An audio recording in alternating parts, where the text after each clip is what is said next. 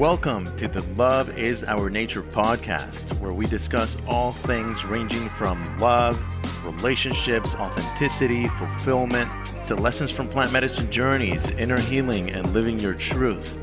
I'm not your teacher, I'm only your fellow student. Occasionally, you also get to hear some of my own healing process and journey back to love. The point of the program? That you take away at least one actionable piece of knowledge that supports you in expanding whatever aspect of your life your heart most desires. My name is Cesar Rodriguez. I will be your host, and I am honored to have you here. Happy listening.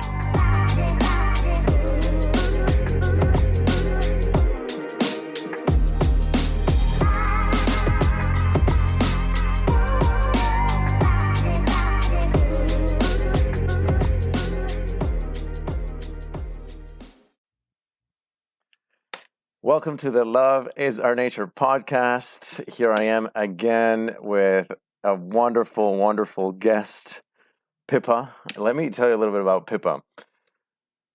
Phillipa Attwood, better known as Pippa, was born and raised in the UK. She spent several years visiting and living in the Amazon rainforest with indigenous communities after a 10-year career in project management and strategic development. During her time in the Amazon, Pippa quickly realized her innate affinity with the forest. She was also witness to large-scale destruction and deforestation, which led to her current career with international reforestation organization, Tree Nation, and several private projects through her own nonprofit, Futuro Nativo. Through Futuro Nativo, she supports indigenous-led projects in land regeneration, agroforestry, and music production. That is amazing. Welcome. How are you? Thank you. Great. Thank you. Great. Excited to be here today. Amazing. I'm excited to have you. Thank you for joining this episode of Love is Our Nature. Mm-hmm. And we're just going to get to chat, talk, get to know you better, get to know each other better. And there's a couple of things that bio does not say, which is you live in Costa Rica now, number one. And number two, somehow the universe did its thing to where we're housemates. Right. So, how did you get to Costa Rica? So how did I get to Costa Rica? Well, I was in Brazil, actually, in the Amazon with the indigenous community that I was living with at the time, just before the pandemic hit. And I had decided to go back to the UK for a few weeks to visit family, right at that turning point. And when I had gotten to the UK, I'd realized that all the borders around the world were closing, and the UK was not the place that I wanted to be for any period of time. And I had friends from New York who were here in Costa Rica who had been living here for a few months prior, and had already been inviting me here when I was still in the Amazon, and so I decided that it was a good place to jump to just before the border closed. And that was 16 months ago. Yeah, I made it just in time, the day before the border closed. Wow. Yeah, that's amazing. And I've been here ever since. Yeah, and had you been here before? I came here once before, and it was maybe 6 years ago now, almost 7, when I originally left the UK. The very beginning of 2015, and I flew into Mexico and started to travel south down through the Americas, and so I passed through Costa Rica during that time, but it was only for about 3 weeks, and I spent majority of the time in South America. Okay. Yeah. And those 3 weeks in Costa Rica, where in Costa Rica were they? It was just through the mainland. It was, it came in through Nicaragua. I'd been on a motorbike journey through Nicaragua with a friend of mine. Nice. And then we entered through the north of Costa Rica and came through, and then I went to Panama afterwards. Yeah. Amazing. Okay. And now we're housemates here at Templo Lila. Templo Lila! This magical place where we currently are. We are filming this in Santa Teresa, Costa Rica. Actually, just in the outskirts of Santa Teresa, Costa Rica, where we live here in Templo Lila, along with our wonderful third housemate, Steve, aka DJ Soul Love, which we will have in the Love is Our Nature podcast very soon. So, what's it like to live with me? It's fun. I'm always laughing, and that's very important to me. Is fun and laughter and joy, and so you're bringing in a lot of that into my life, Caesar. So I'm really happy about that. Oh, thank you. Yeah, and I love sharing food with you and cooking Yes. and doing all of like the domestic things together. Yeah, I love when we have these family lunches by surprise, or family breakfast or dinners. One of us steps into the kitchen, and Steve will come out, and he'll start peeking, and then the other one comes out, and before you know it, all three of us are just cooking up this whole meal, and it comes out amazing. So yeah. How did we get here to Templo Lila? I can say first. So I met Pippa through Darren Austin Hall. Darren has been like my gateway into Santa Teresa, this whole beautiful community here in Costa Rica, which feels like a completely different dimension. How long have you known Darren? I know Darren almost 16 months. So he's one of the first people I met when I got here to Costa Rica. Yeah. And did you meet him at that retreat, Sound of Silence, or? I didn't. It was just after that. So Darren stayed at a place called Casa Cata just after that, and one of my friends owned the house next door. And he came around one day and he sung us a song.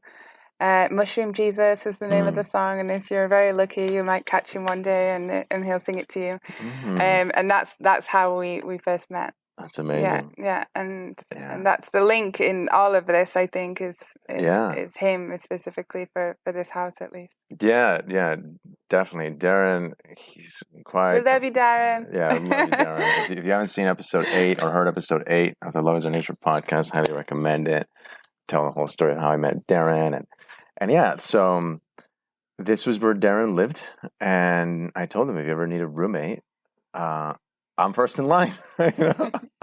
So here I am, and it's just magical. So, and Pippa, he took over his spot while he's down south doing his own inner work. He's diving deeper into this creative sabbatical, and we're all holding space for him from here. So that's how you wound up here, yeah? Right, yeah, exactly. Yeah, exactly. So we're sharing space right now. I'm subleasing his room, which is full of lots of love and great vibrations. So I'm happy to be there and happy to be sharing space with you and Steve. Yeah, same. We get to we're gonna ask you a ton of questions about all your projects, which is something I really want to learn about. But before that, to get to know you a little bit better,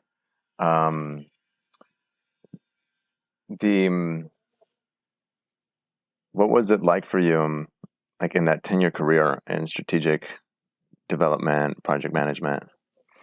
Actually, it was really great. I was very young. I started working at the age of 16. I did not go to college. I went straight out of high school and into work, which is very kind of unusual, you know.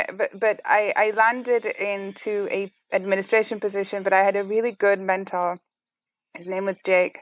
And he was my manager at the time, and he saw potential, and he allowed me to work as an assistant on the project that he was working on. And so at a very young age, I started to learn about project management and strategic development, and then I kind of just grew into that very organically, that career. And at the age of 21, I then had 5 years experience. I was working as a project manager. I had been responsible for my own projects at that point.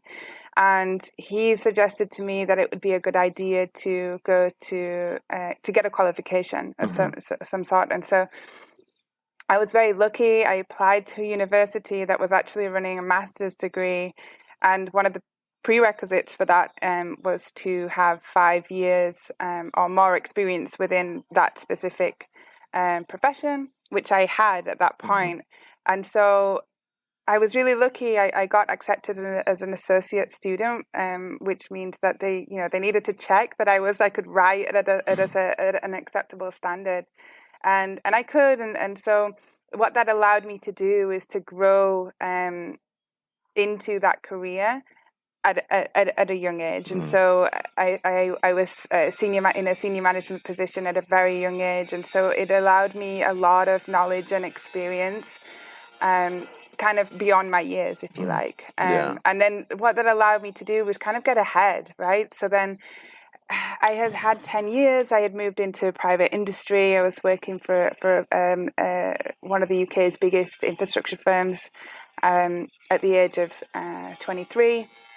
And I stayed with them for 2 years. And what happened during that time is that I learned a lot about the business world, about the corporate world, how to build business, how to look ahead, how to see a business and take it to the next level, how to improve it, how efficient it can be.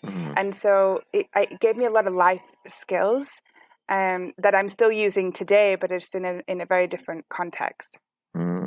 Amazing. So shifting into that different context, what took you to the Amazon? Well, the journey actually started in Tanzania, in Kilimanjaro, and so I climbed Kilimanjaro. I think it was 2012, and what happened during that trip was that I kind of just saw at that point that there was so much more to the world, and when you summit on that mountain, at least for me, there was a huge energetic shift. And at the time I didn't even use the terminology energetic shift. I didn't know what that meant. Now I can use that term, and it just opened me up.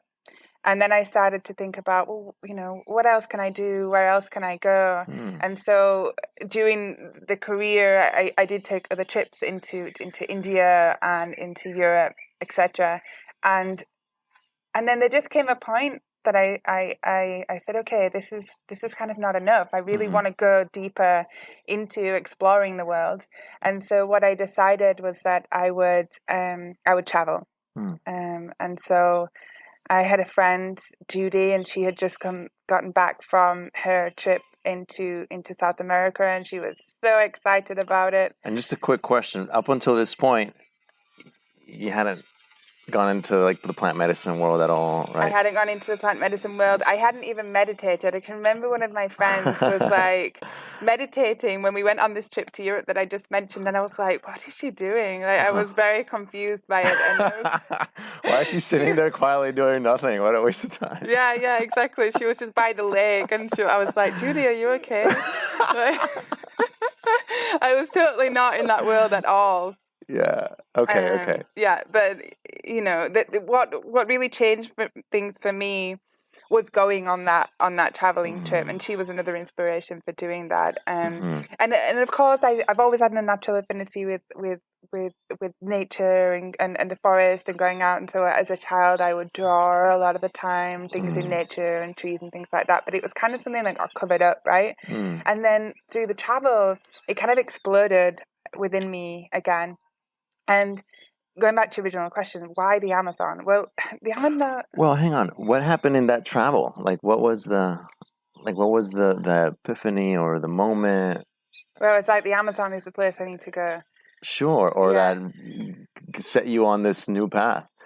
Because maybe it started at Mount Kilimanjaro there in Tanzania, right? But then this travel seems like it expanded something. What was that? It expanded a lot, and so I think one of the first things that really started to open me up, specifically within meditation and more of a conscious way of moving through the world, was being in Guatemala at Lake Atitlan. I went to an esoteric school called Las Piramides, and so I started to build on all of those skills that I really had no idea about before I left. And so I started, continuing along that journey and along that path.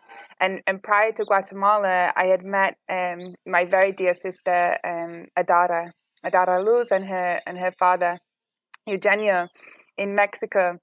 And it was one of the first, they were one of the first people that I had met on the journey. And I can remember Eugenio, a diary. I still have it, and he drew me a map. Mm-hmm. He was like, "This is where we live. We live in the middle of the Amazon." He was like, "You have to fly to this place on the border with Colombia, and then you have to take a boat for 5 days, and then you have to get off, and then you have to get on another boat for another 2 days."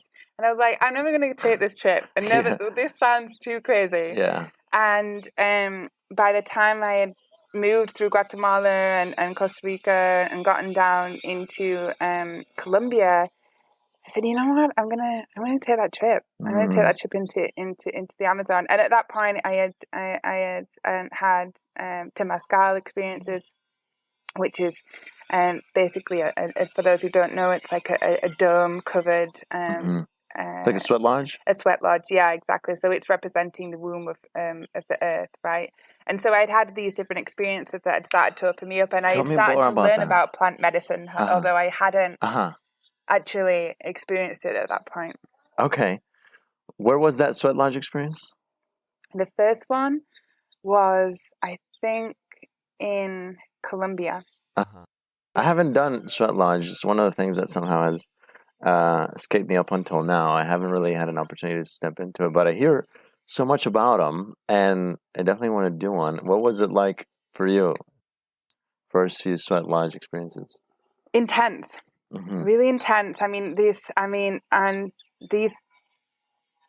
amazing, these volcanic rocks that go into the fire outside, which are caretaken by the fire carer, are put into this sweat lodge in the Temazcal, and so it's physically it's very hot, and so it's intense in that way. And then spiritually, what it does is it magnifies anything that's within that space and within that womb, and so yeah, it really wakens some things up inside of you that are deeply within you, because you're pushing your body to one of its limits. Amazing. And so I think whenever you do that, it really stirs something up inside of you and allows things to energetically to move and to shift. Yeah, it reminds me a bit of yin yoga. I did my first yin yoga where you hold a pose or upwards to like 5 minutes. And I have not been a very disciplined practitioner of yoga yet, and it was quite challenging for me. But this sounds like it's a whole new level. Really looking forward to my experience with it. Yeah, okay, great. It's a lot of chanting as well. So there's certain and within that it's prayer, right? And so you're kind of calling upon the spirits as well when you're in that container to be with you, and they are present. And so that, again, there are lots of layers to the Temazcal and to that kind of experience. But I would recommend you going. Yeah, if you haven't. Yeah, I'm going to. So. Okay, so then you headed to the Amazon. You take the boat trip. Right. So I took the flight into a place called Leticia, which is on the tri-border between Brazil, Peru, and Colombia. Okay. And I took a 5-day boat journey down the Amazon River on my own. On your own? Yeah, I wasn't with anyone. I just arrived there on on my own. Was it rowing? No. I mean, the boat was obviously full of people, but I had arrived there on my own as a sole traveler. Yeah. I bought my hammock when I was there, and that's what you sleep in for the 5 nights that you're on the boat. And it's like an ocean, like a sea of hammocks, and there are hardly any foreigners there. So does the boat stop so people could get off and hang their hammocks up? No. So all of the hammocks are on the boat. It's a ferry. Oh, okay. It's a ferry, okay? So it's quite a big boat. It moves pretty slowly, and you sleep on the ferry. So it has 3 levels. First level is cargo, and then where you sleep, and then the top level is kind of the bar area where you can relax and look at the amazing view over the Amazon River. And so it's just full of families, Amazonian families, and not necessarily indigenous, but just river dwellers, people who live along the river. And so it would stop, and you would see all of these different communities, and that's how I entered the Amazon for the first time, and it was very beautiful, and I fell in love. And then once I got to Manaus, I stayed actually doing a work exchange for a couple of weeks, and then after that I continued the journey for the extra 2 days. What kind of work did you do in that work exchange for a couple of weeks? The work exchange, it was with a like a jungle retreat center, and I just helped them with domestic things, but I also painted for them. Okay. While I was there, so I think they still have a beautiful painting of that I created for them, hung up in the main room. So you paint? I paint. Oh, what? Yeah. I didn't even know that. Yeah. Okay. Yeah. And then I arrived 2 days later. I took the second boat to Santa Teresa, and Santa Teresa you get off and then you take a taxi to Alto del Chão, and Alto del Chão is where Adara Luz and her father Eugenio were, and that's and that's what started my journey in the Amazon. Alto del Chão is an incredible place that is hidden, basically, and is it has white sand beaches. What is it called again? Alto del Chão. Is that Spanish or Portuguese? Portuguese. It's Portuguese. Which you speak, by the way. You speak English, speaks English and Portuguese and Spanish. And Spanish, yeah. And I didn't at that point speak Portuguese, but now I do. And that, it has white sand beaches the sand is blown in from the Sahara. The wind systems carry it in. Oh, wow. And so, when the river drops during the summer months, you have these like islands that appear. And I spent 3 months there, and I had my first experiences with ayahuasca there. It was the time that I was like, I had obviously heard and had opportunities to sit with ayahuasca prior. Yeah, let's take a moment to address that, right? I always love addressing people's first experience with ayahuasca. That really is where this started, which I think most listeners at this point know. If you've heard any episodes prior, the biggest message that I experienced, witnessed, saw, felt in my first ayahuasca ceremony is that love is our nature, right? If we could cut through through this dimension and see what it's made of, what the building blocks are of this reality, what I saw was love, right? And I learned that through communicating with my body, through interacting with my surroundings, with nature. And I want to hear about your first ayahuasca experience. Yeah. My first ayahuasca experience, well, we had I had 3 experiences very close together during that first period.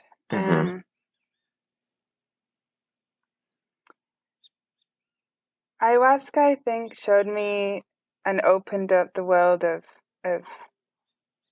spirit and of plants in a much deeper way than I had ever experienced before. One thing I can remember after sitting with ayahuasca is I was on one of these beaches that I just told you about, and just rolling around in the sand, and I picked up one single grain of sand, and I had it on my finger, and I just remember thinking to myself, wow, this grain of sand holds the whole of the universe inside of it. You know, like one grain of sand is significant to everything else. Yeah. And it just, I don't know how to really explain that, but it's like whatever you see here, the physical body, we're all just a reflection of the infinite. And so it just allowed me this deep, profound sense of just belonging. Every cell of my body and everything that I was looking at was all just a reflection of itself and a reflection of each other. And so I was looking at that grain of sand, and it's like looking in a mirror. Wow. Which is crazy. But I was like, wow. And so I realized, like, I just, if I look at everything with that same sense of beauty that I can see that one grain of sand, that's how I want to see the world. That's beautiful. Yeah. Wow. All right, that's all, folks. We can just leave it at that. Wow. Great. What was it like for you going into it? Like, did you have second thoughts, doubts? Were you scared? Like, what? No, it was, one thing I'll always say is, like, if you know when it's the right time. I had opportunities before that to sit with ayahuasca, and I was like, no, it doesn't quite feel right, and then I got there and I was like, boom, it's completely right. Every part of me knew that it was the right decision. It was like a hell yeah, like it was like a full yes. No doubts, no fear, no real intentions other than just whatever the medicine wanted to show me. I had no expectations. And so I went into it in a very pure way. You know, there was nothing surrounding it that I was trying to gain from it, you know.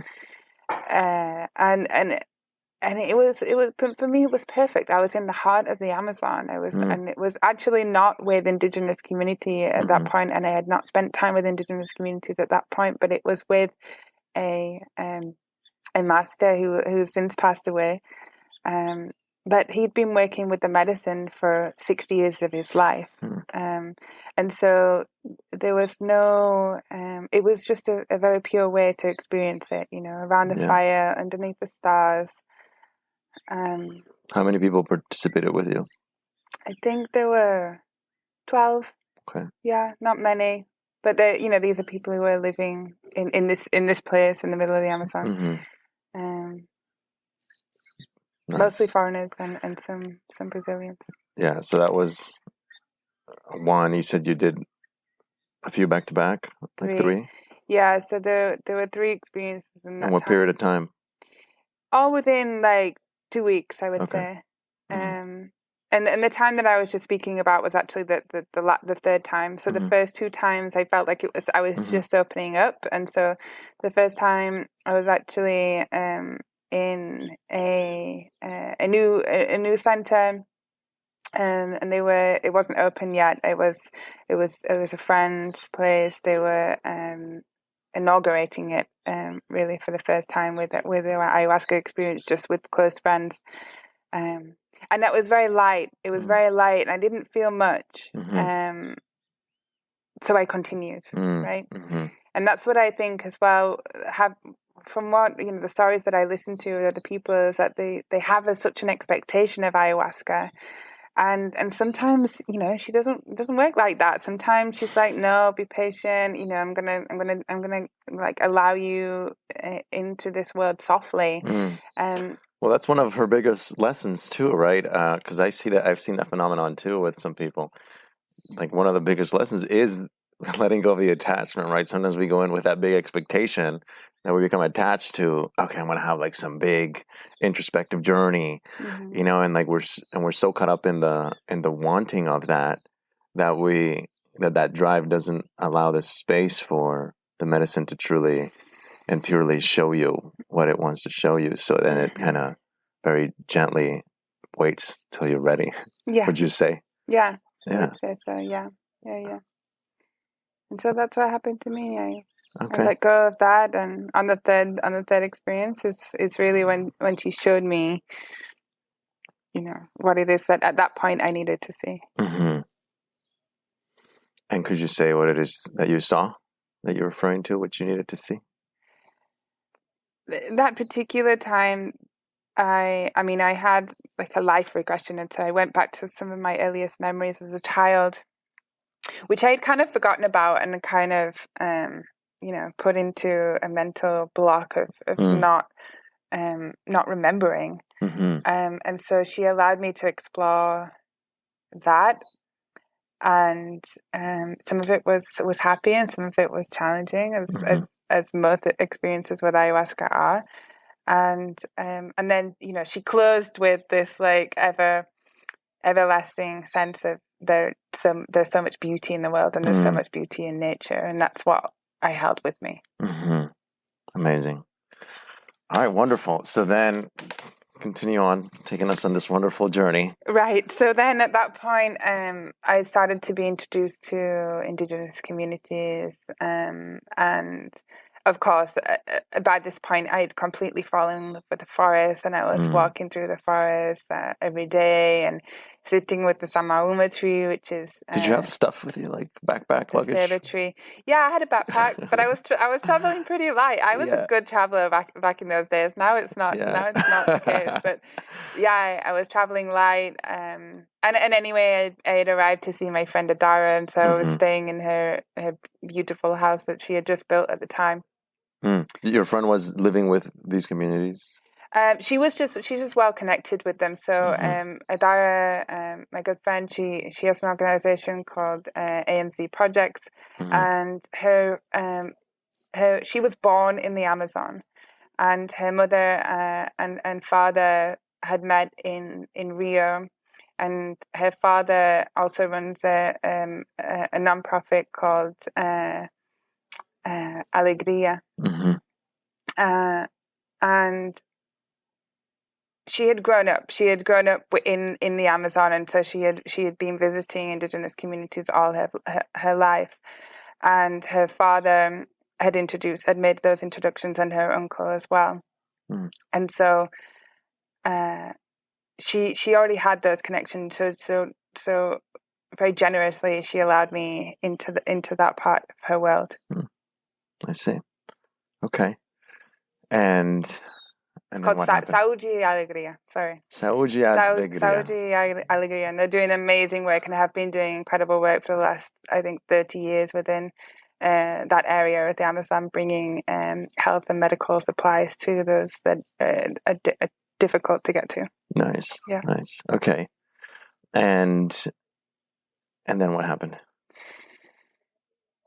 Then I had to leave. I got an opportunity. After how long again? I had been there at that point probably 4 months in Brazil.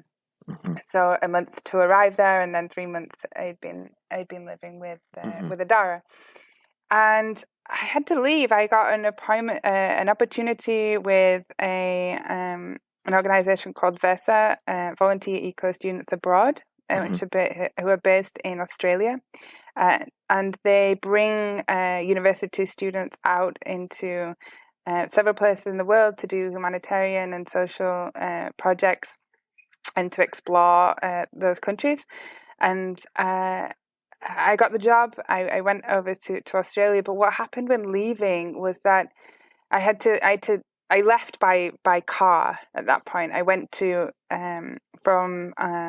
from Alta de Chão. I took a car to the airport in Santa Teresa, and I was heartbroken. I left the Amazon, and what I saw along this long straight road was one side completely dense jungle with all of this magic that had just been shown to me through the plant medicine, and the other side of the road was deforested. It was completely dead. There was no trees. It had been burnt.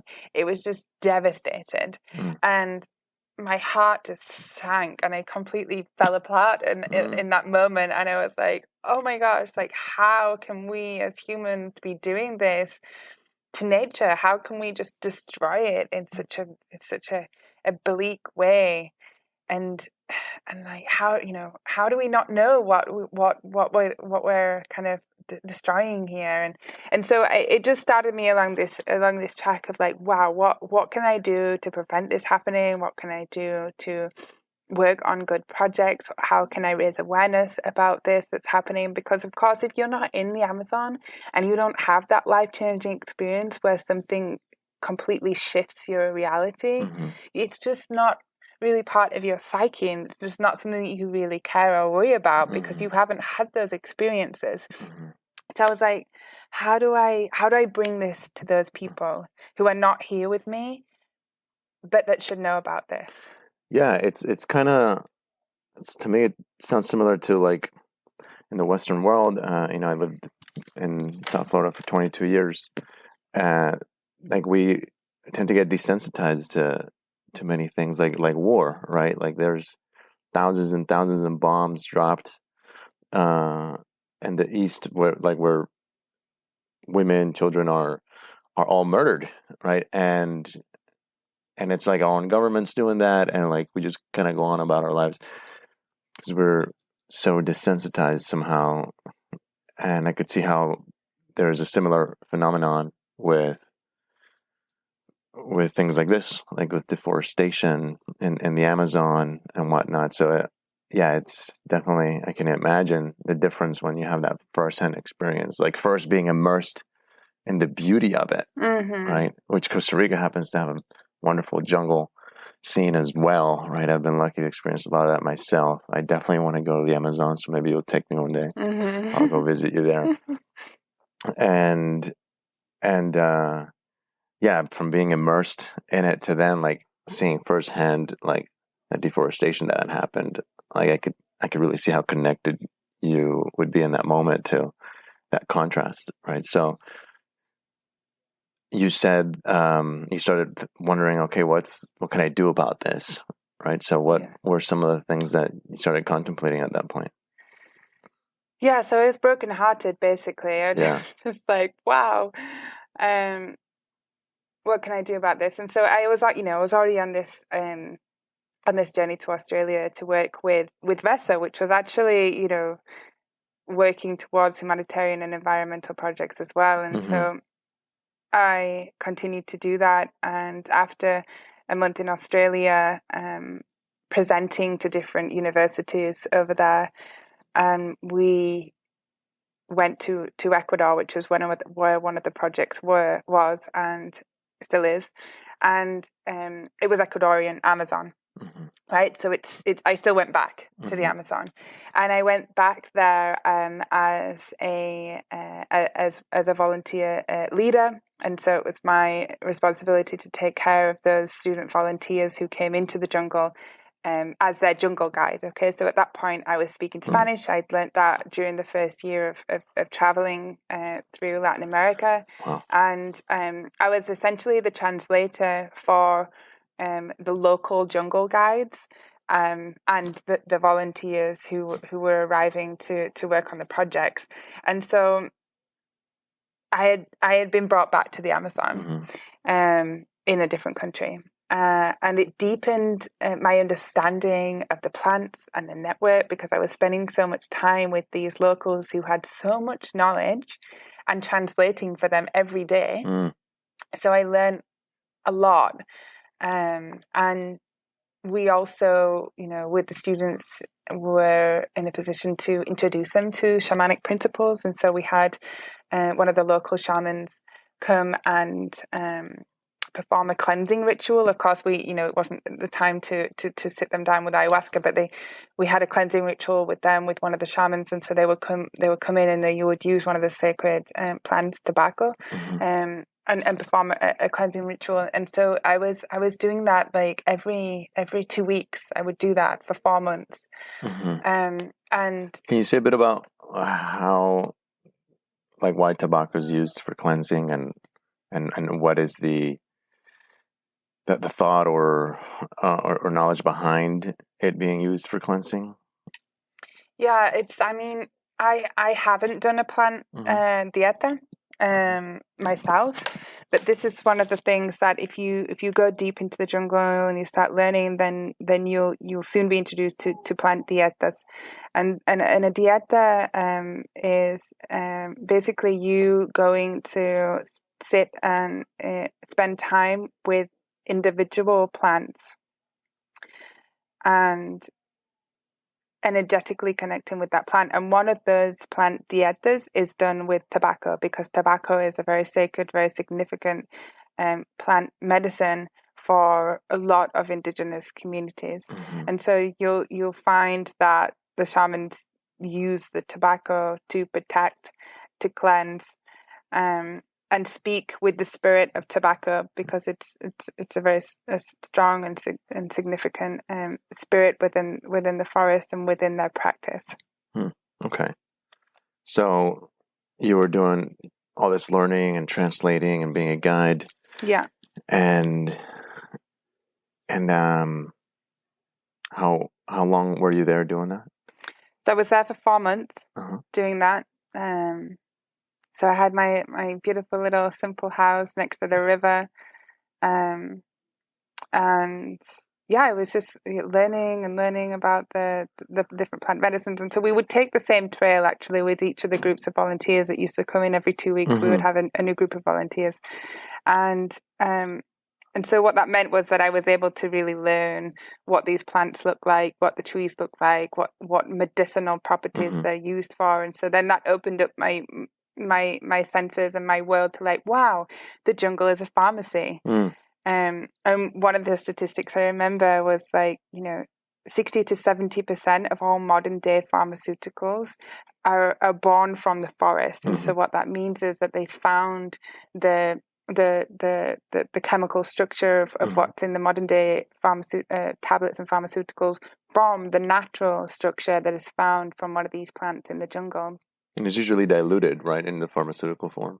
Yeah, I don't know too much about that. I just know that it's a chemical equivalent of what is found naturally. And diving a little bit deeper into that, we know that the kind of the modern day pharmaceutical industry kind of covered up all of the natural remedies because it was not profitable for them. Can't patent them. For people to know that actually they can go and find this medicine in nature and not have to necessarily pay, millions or thousands of dollars to get this treatment. And so they that at that point during history,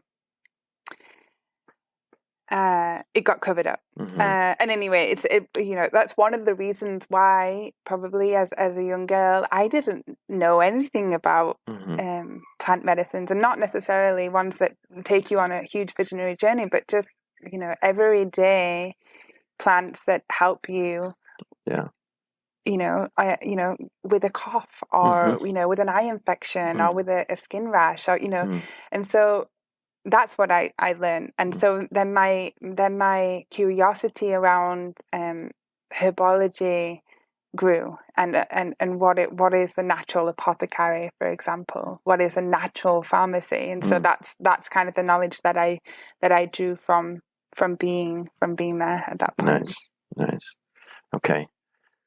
And you've had quite a few tours down to the Amazon, right? Like 5 or so? Yeah, exactly. Okay. And in different countries. So I was in Colombian Amazon, I was in Ecuadorian Amazon, and the majority of my time has been within Brazilian Amazon. Nice. Yeah, a little bit in Peru. Great. Before I ask you about the current projects, one thing I'm curious about that is evident just in being with you and hearing you speak is perhaps even more so than anybody I've met, you have this huge, deep regard for nature, right? With so much reverence and love and respect, and it's beautiful. What is it about nature, if you could share with us, that you see that has you relate to it that way? I think it goes back to that grain of sand, it goes back to that grain of sand where I look at nature and I see all the beauty of the universe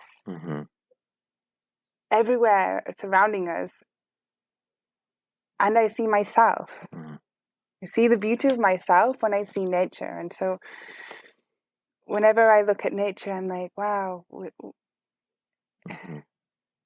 we're so privileged to live in this way. Yeah. And connecting with nature is really just connecting with ourselves at that point, Yeah.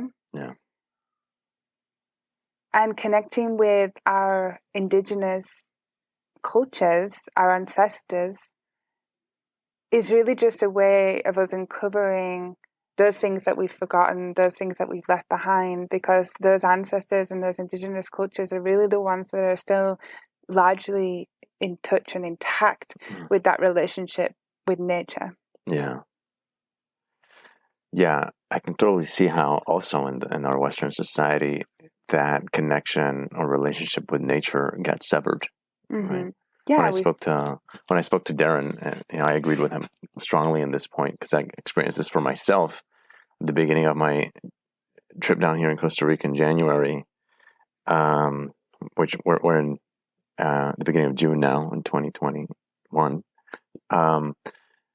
But yeah, spending those first 2 months in Potrero, Costa Rica, a little town where all there was to do is go grocery shopping and go to the beach. That's all I needed, like, and then going into the jungle every now and then. Yeah, Darren said if somebody is wondering like what to do with their life, they're not sure what to do, they can't find their purpose or something, like what I would recommend is, like take several days, like close to a week, and like just immerse yourself in nature. And what I see is getting deeply in touch with nature. It's like getting deeply in touch with yourself. Right. So maybe there is this very ancient, ancestral, or even instinctual relationship or connection that we have with nature that we, for the most part, have lost sight of or lost the sense of, that when we give ourselves that gift of spending that time, that kind of time and immersion in nature, we start to regain it, and therefore we start to get closer to ourselves and our own truth, our own essence. Yeah, exactly. So that, a disconnection with nature is really a disconnection also with yourself. We are nature. We are one and the same thing. So if you're really missing that element, you're really missing a major part of you as well. And so, yeah, take that time. And sometimes it can be difficult. I was in that world as well. I was in the city. I was holding down a great job, and paying the bills and everything like that. But it, again, that week, those 10 days that I spent climbing Kilimanjaro, I took that time, opened me up. I was like, wow, so go take that trip, go and explore something, and go and explore yourself at the same time, and see what comes out of that. Yeah, probably one of the most productive things a human being can do. I would say. Yeah. I heard an interview with a shaman, where the shaman said, if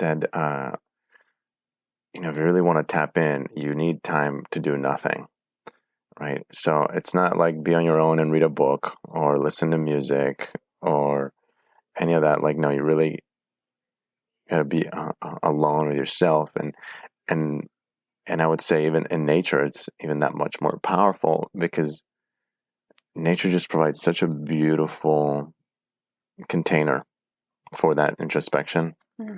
And I think it's, as you say, right, in a way it's a mirror as well. You see the beauty of it, like you see how beautiful it is, just like how we have the privilege to see what we get to see here, which I wish we could show you, but if you're listening, you can't see it. And if you're on video, lighting is terrible, but turn on the camera. But we get to see the ocean from here, this beautiful, luscious mountain, and we're surrounded by butterflies at the moment, by the way. Yeah. It's like we live in the butterfly garden. We have pet chameleons. Yeah, we have chameleons. The other day I opened the door to go to the bathroom in the middle of the night, and I see Rhonda there. I call her Rhonda. This big frog the size of a coconut. So we got froggies here. I mean, it's just so beautiful. So, okay, well, great. Thanks for sharing that piece of it. And tell us about your projects now, unless there's something else you think we left out that you'd like to share. No, I think that was it's a nice lead in. So, after that, just to kind of complete the story, just, then started thinking, well, what else can I do? How can I bridge my 10 years experience in strategic development, and I was very good at it, to these projects with nature that I'm now so in love with. And so that led me actually initially to Greenpeace.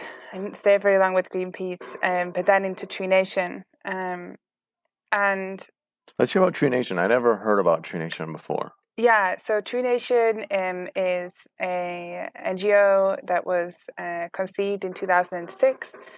The founder is Maxime Renaudet. And Tree Nation is a platform for reforestation and conservation, and we've planted over 8 million trees. We're working with over 4,000 companies and partnering with those companies to support reforestation projects globally. And we have a database of hundreds of projects, and I think 30 of those are active currently. And so we just provide that channel and that relationship to support reforestation projects and CO2 offset projects for to support positive impact for the climate. And I've been working with them for just over 2 years now, and that's really healthy for me, because what it allows me to do is speak to these big profile companies and have this conversation with them that I'm so passionate about, to get them, or to work with them to support these projects. And what's happening now, especially within the last year, is that the conversation's actually becoming a lot easier. And so consumers in general across all industries are now saying to the companies that they're working with and the brands that they're buying, what are you doing for the environment? Like, what are you doing that's regenerative and not just sustainable anymore? Because we can't just sustain at this level. It really has to be regenerative. So we really have to put back more than we take to get us up to a healthy level. And that I really enjoy, because it does exactly what I want it to do. It bridged that gap between the corporate world and the conservation world. And then, I kept revisiting the Amazon, of course, and so I went back to Brazil and I spent time with indigenous communities. I actually went... Were you working at your job at Tree Nation when you were visiting the Amazon? Yeah, so I was working with Tree Nation. Actually, the invitation that brought me back, the most recent, or one of the most recent times, that led me into actually living there for a duration of time, was I was actually at Tree Nation HQ, which is in Barcelona in Spain. And I got an invitation from a friend of mine to go to the World Ayahuasca Conference, which was in Girona, which is not very far away. It was like a half an hour train ride. And so I said, okay. And we were doing a gallery of works for the World Ayahuasca Conference. And so when I had gotten to there was obviously Indigenous representation. There was representation from some of the world's most leading kind of doctors and psychotherapists, etc. And so they're looking at these medicines and understanding how they can be brought into the world in the best way to help people outside of anyone within the Amazon. So bringing it into the Western world, what's the best way to do that? How do we introduce it? And so, of course, I was listening to all of these amazing scientists and their opinions. And then I also sat with Indigenous groups and I said, okay, what you're helping us in so many ways by bringing this medicine to us. What can we do for you? And one of the things that they said to me was, well, we really want help regenerating the land, because of course there's huge scale deforestation. The territories are being invaded, they're being deforested, and so they want help protecting and conserving and also regenerating. And so I said, well, okay, I can probably help with that. I work for an international organization that supports reforestation projects. And I got a couple of invitations, one from the Hunuqueen and one from the Yawanawa, to go and visit in the Amazon in Brazil. And so I did. You just got these invitations? Yeah. How did they know to reach out to you? Like, how did they know you? I mean, I was speaking to them on a one-on-one basis, and so at this conference there was a room full of Indigenous elders and the Indigenous political representatives, and so I had spoken to them within the room and said, if there's anything that I can do to support you, these are my skills, this is my experience, please let me know.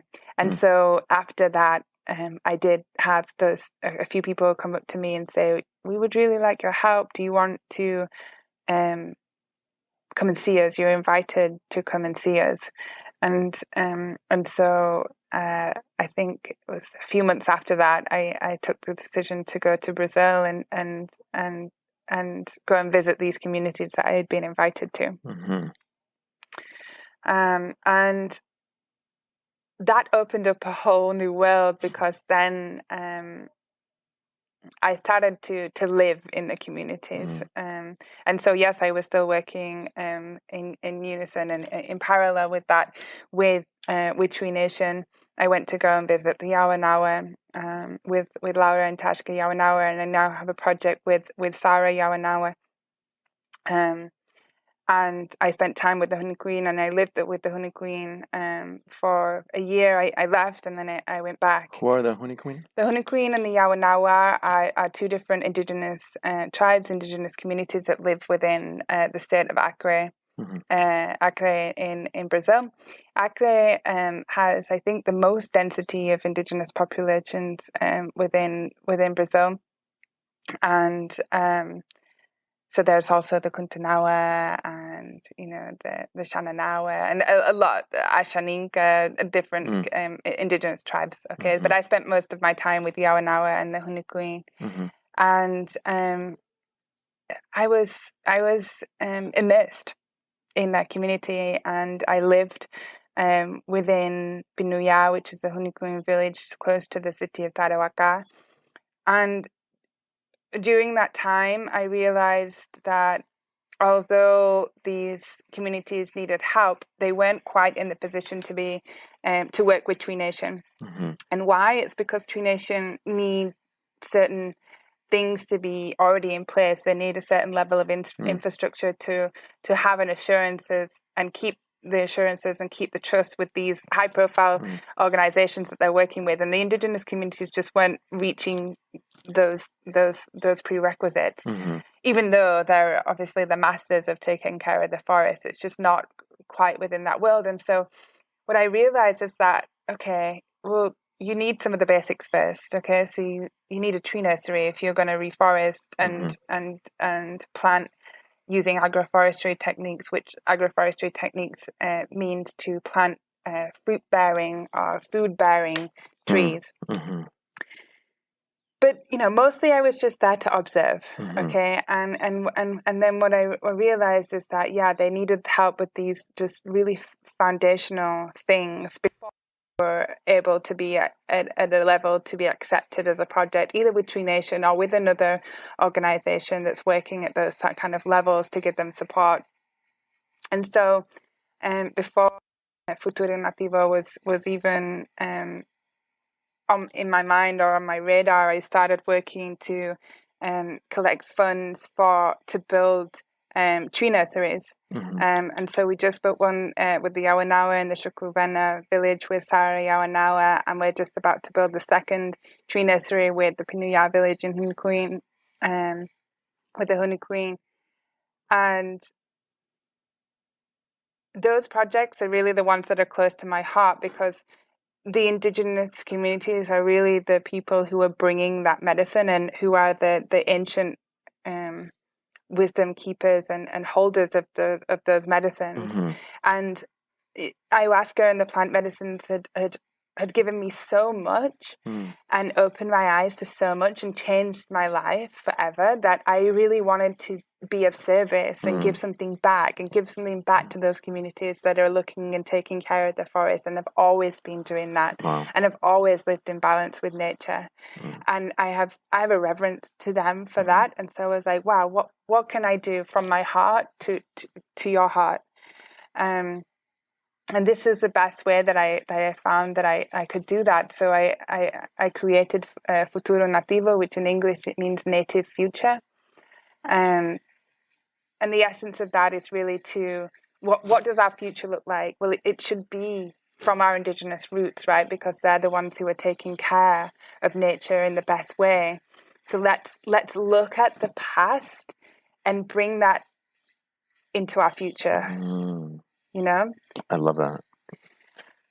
So Futuro Nativo was born, and it also includes projects, women's projects for women's collectives, and supporting different artisan workers and also music production. So we teamed up with Agami Records and Agami Seeds of Light to produce not-for-profit music sales. That and the sale of those tracks, the money generated from those sales is put directly back into these kinds of projects. So Agami Seeds of Light have been one of the donors towards the projects that I'm now supporting through Futuro Nativo. And that, and that continues. We're also doing living plant libraries, which is basically, we were talking about the natural pharmacy.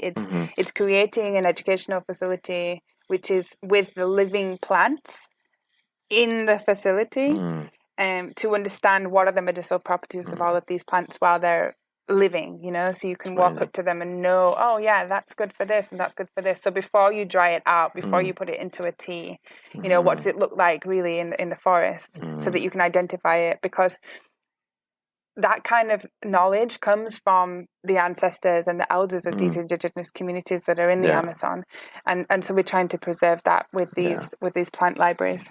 Amazing. Wow. So many amazing projects that you're up to. I can't believe it's already been the full hour of hearing your story, and I feel like we're just getting started. There's so much more I'd love to ask you. I think I'm definitely going to invite you to a part 2 so we can continue this conversation. How do you feel about that? Yeah, yes, of course. I'm happy to share. Amazing. What would you say now, Pippa, like if somebody is hearing this and it really resonates with them, and they're right there with you where they want to help regenerate the land, do something towards reforesting, to stop deforestation, what can people do, how can they support you in this? First of all, I would say to them to look locally in the first instance, because if they can touch a local project, then that's going to give them more of a connection immediately.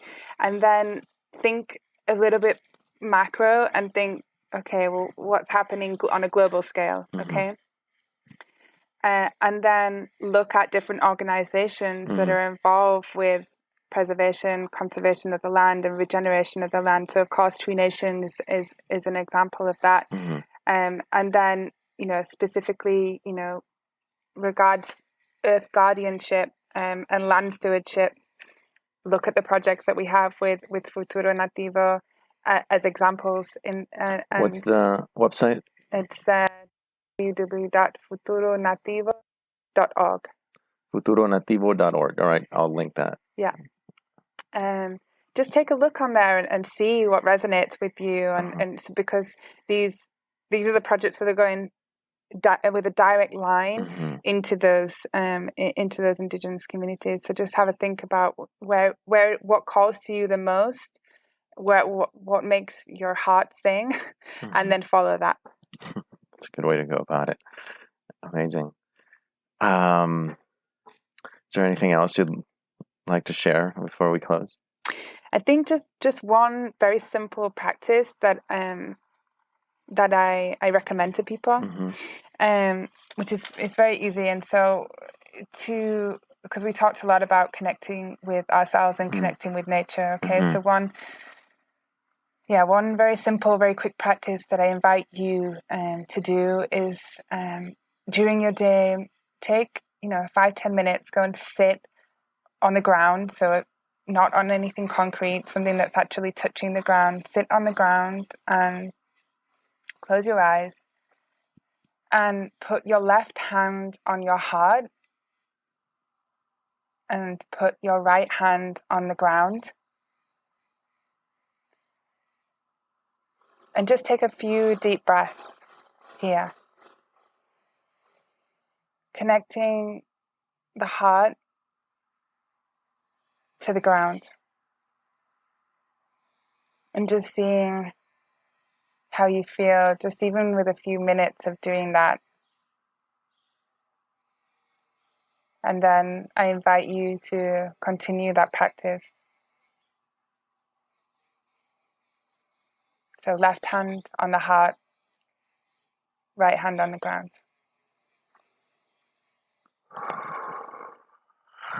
What a beautiful practice. You know what, the Akashic record reader that I had my first and only consultation with in December 18th, 2020, I'm never going to forget that conversation that pretty much altered the course of my life. Day before my last ayahuasca ceremony, she said, and I told her, I guess I see how even in ceremony sometimes I'm always trying to understand what I'm seeing and rationalize and observe the environment and the pyrotechnics of the journey experience. And she says, yeah, don't do that. Put one hand on your heart, one hand on the earth, and say, I don't want to understand, I want to heal. Mm-hmm. And I love that. I took that as my mantra the following day and my ceremony, and it led me here. Yay! Yeah. So I'm so grateful to you. I'm so happy that you came on to the Love is Our Nature podcast, and I'm so happy that I get to learn so much from you in so many different levels, from the kitchen to just reverence with nature, and you embody it so well. So thank you. Thank you. Is there any contact information that you want to share with people besides your website, that if they want to follow you, stay in touch, support you? Yeah, you can link to me on Instagram. My personal account is @VidaFlorestral, and the Futuro Nativo account @Futuro Nativo, and also Tree Nation @tree-nation.org. Awesome. All right. Well, thank you for being here. Thank you. All right. Well, I hope you enjoyed this episode. Hope to see you again soon, and have a wonderful day. Go sit for 5 minutes, one hand on your heart, one hand on the earth. Just take some deep breaths. It's beautiful. Bye, everybody.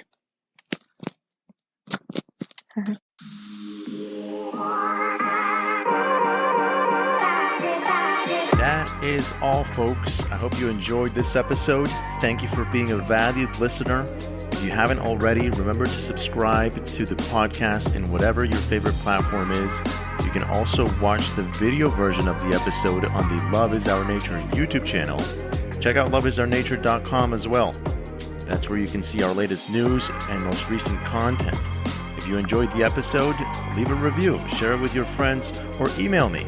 I love hearing what you took away for yourself out of listening. My email is Cesar@loveIsOurNature.com. That's CESAR, or Cesar, like my mother says it, at loveIsOurNature.com altogether. Till next time, I'll be here rooting for you. And remember, whatever the question, love is the answer.